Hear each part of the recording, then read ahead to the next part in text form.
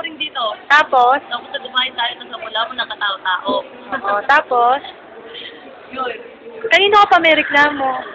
Sa sa management. Sa management. Particularly kanino? Sa naglagay ng pwesto dito. Si Sir Henry ang nag-request ito? Sige, upakan ko siya. Oh, yan na.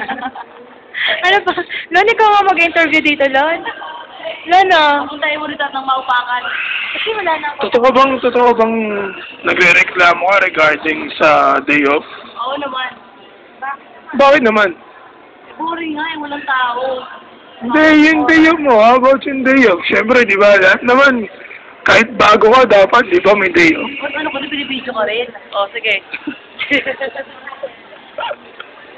Ito po ang kaibigan ko si Jack na half Chinese, half Filipino,